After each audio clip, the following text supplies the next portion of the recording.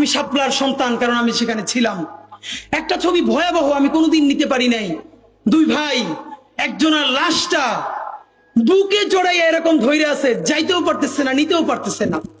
পতাকা জড়ানো, চতুর্দিকে গুলি, শাপলার বিভীষিকাময় দিন রাত। কিন্তু এই জন্য কি আমরা আমাদের সাথে যে জুলুম হয়েছে, আমরা কি আরো আরেকটা জুলুম কারোর সাথে করতে দিব? না, আমরা জুলুম করতে দিব না। আমরা আমাদের জীবন দিয়ে হইলেও আমার শত্রুর সাথেও ইনসাফ চাইবো। শাহবাগে যারা গিয়েছে না বুঝে, তারাও যদি তওবা করে, আমরা তাদের সাথেও জুলুম করতে চাই না, তাদের সাথেও আমরা ইনসাফ চাই। আমি আমার শত্রুর সাথেও ইনসাফ চাই। হেফাজতের রাজনীতি তো শুধু বাংলাদেশে না, তারই আমেরিকান এম্বাসিতে গিয়ে বোঝানো হয় এরা জঙ্গি, এরা মৌলবাদী। আমেরিকান এম্বাসির যিনি আমেরিকান রাষ্ট্রদূত, কানাডিয়ান অস্ট্রেলিয়ান রাষ্ট্রদূত, সে তো আর বাংলা জানে না। আপনার বিবৃতি ডেইলি স্টার যে অনুবাদ করে সে তো পারে।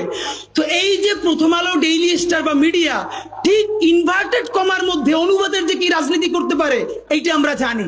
প্রথম প্রশ্ন হলো, এই কোট আনকোট ধরে নেই যে যারাই সবার একদম সার্টিফাইড মুক্তিযোদ্ধা, ভেরি গুড, এই মুক্তিযোদ্ধারা 2014-তে আনকন্টেস্টেড এমপি হয়েছিলেন কিনা, এই মুক্তিযোদ্ধারা 18-তে দিনের ভোট ব্যালট রাতে ভরেছিলেন কিনা, 24-এ নির্বাচন হতে দেন নাই কিনা, মুক্তিযোদ্ধারা আছে না?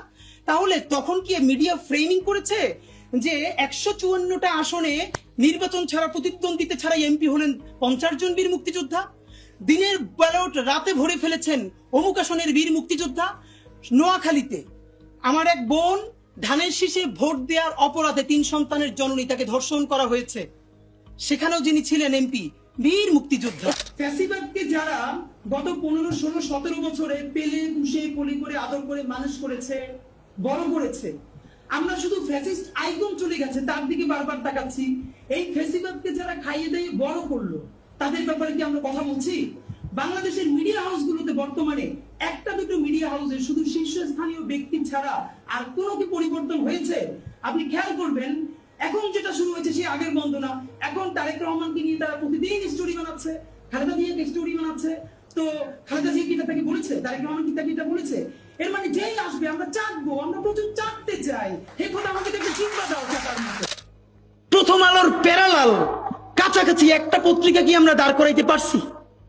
অনেকে বলে আমার দেশের কথা, আজকে শুধু বলি, পরশু জানলাম প্রথম আলোর 10 ভাগের 1 ভাগ বিনিয়োগ এবং আর্থিক সংগতি আমার দেশের নাই। 5 কোটি টাকা হইলে আমার দেশে একটা নতুন প্রেস কিনতে পারে, তাইলে পত্রিকাটা ঠিক মতো ছাপাইতে পারে, ভাড়া লাগে না, সেই টাকাটাও তাদের নাই। ভাই, ভালোবাসা দিয়া পয়সার কাজ হয় না। 50,000 টাকা যে এই লোকটার স্যালারি, এই কাজ যদি 20,000 টাকা দিয়ে করাইতে চান, কোনদিন 50,000 টাকা রিপোর্ট এবং স্কিল আপনি পাবেন না। ওই 50,000 টাকাই লাগবে। মানুষ মাগনা কাটে 3 দিন, একজনকে দাওয়াত খাওয়ায় 2 দিন 3 দিন, তারপরে আর চলে না। আমাদের আর্থিক যোগ্যতা অর্জন করতে হবে। আমাদের অনেকগুলো প্রতিষ্ঠান লাগবে, একটা প্রতিষ্ঠান না। বাংলাদেশের স্বাধীনতার সার্বভৌমত্ব, বাংলাদেশের ইসলাম এবং মুসলমানকে বাঁচাইতে হইলে আমাদেরকে তুমুল যোগ্যতা অর্জন করতে হবে। এই মাদ্রাসা শিক্ষিত জনগোষ্ঠীর মধ্যে হাজার হাজার ছেলে লাগবে যারা CNN, আল জাজিরায় তুমুল ইংলিশে বলতে পারবে। তাকে যে জঙ্গি বলা হয়, মিথ্যে ট্যাগ দেওয়া হয়, এটাকে ডিবাঙ্ক করতে পারবে সেই ইংলিশে এবং অবাক করার মতো ফ্লুয়েন্ট ইংলিশে। এই যোগ্যতা আমার লাগবে।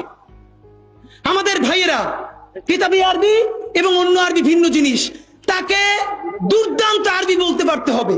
আমাদের প্ল্যাকার্ডে ইংলিশ কই, আমাদের প্ল্যাকার্ডে আরবি কই? ভাই, নিজের কাজ নিজে না করলে অন্য কেউ কইরে দেয় না। নিজে শক্তিশালী হন, নিজে যোগ্যতা অর্জন করেন।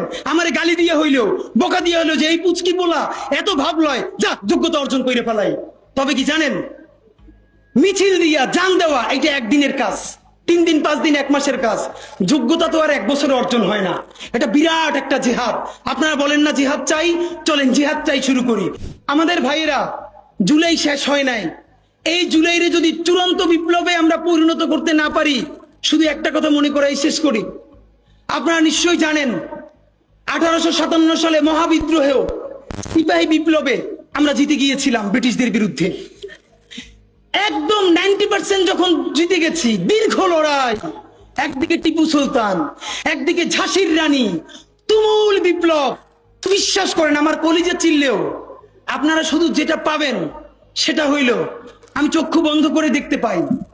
আমরা যদি যোগ্যতা নিয়ে 5-10 বছরের মধ্যে দাঁড়াইতে না পারি, এই ভিডিও, এই ছবি, এই শহীদ পরিবার, এই আহত, এদের জীবন তো শেষ। এদের পরবর্তী জেনারেশনকে পর্যন্ত কি ভয়ানক গণহত্যার শিকার হইতে হবে আমরা চিন্তাও করতে পারতেছি না। সুতরাং বাংলাদেশের স্বাধীনতা, সার্বভৌমত্ব, বাংলাদেশের ইসলাম এবং মুসলমানকে বাঁচাইতে হইলে আমাদেরকে তুমুল যোগ্যতা অর্জন করতে হবে।